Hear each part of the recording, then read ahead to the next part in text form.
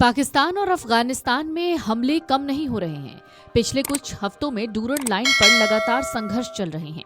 गोलीबारी देखने को मिल रही है, खास करके कुर्रम और नंगहार जैसे इलाकों में बहुत तनाव है।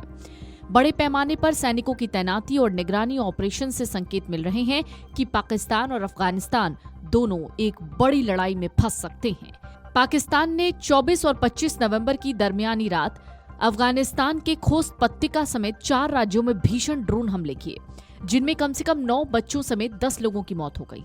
पाकिस्तानी सेना के हमले में कई लोग घायल भी हैं।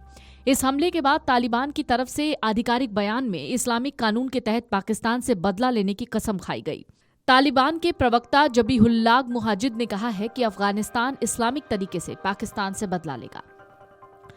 जो नई रिपोर्ट सामने आ रही है उसके मुताबिक डूरन लाइन, जो पाकिस्तान और अफगानिस्तान के बीच विवादित बॉर्डर है और जिसे तालिबान मान्यता नहीं देता है, वहां भारी तनाव है। दोनों देशों ने अपने फ्रंट लाइन चेक पोस्ट पर भारी तोपें भेज दी हैं।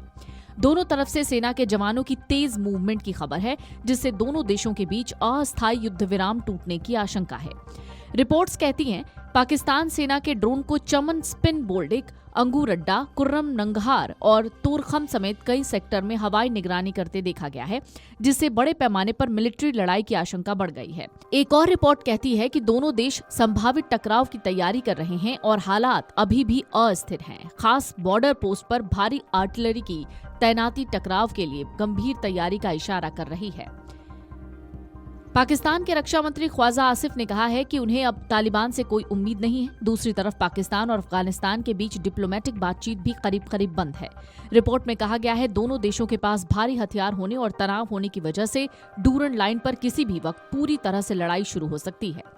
अंतर्राष्ट्रीय समुदाय भी हालात पर कड़ी नजर रखे हुए है, क्योंकि पाकिस्तान और अफगानिस्तान के बीच किसी बड़े संघर्ष से सिर्फ ये दो देश ही नहीं बल्कि पूरा दक्षिण और मध्य एशिया अस्थिर हो सकता है। डिफेंस एक्सपर्ट्स चेतावनी दे रहे हैं कि अगर दोनों पक्षों के बीच बातचीत जल्द बहाल नहीं हुई तो डूरन लाइन एक बार फिर युद्ध का मैदान बन सकती है।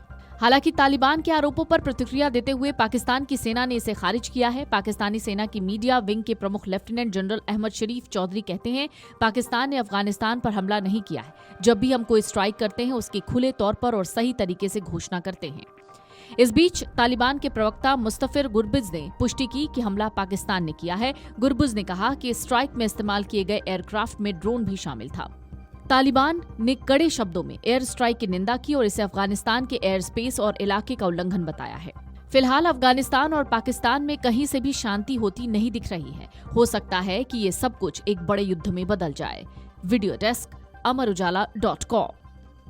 अगर आप ये वीडियो YouTube पर देख रहे हैं तो हमारे चैनल को सब्सक्राइब कर बेल आइकन दबाएं और Facebook पर देख रहे हैं तो हमारे पेज को लाइक करें।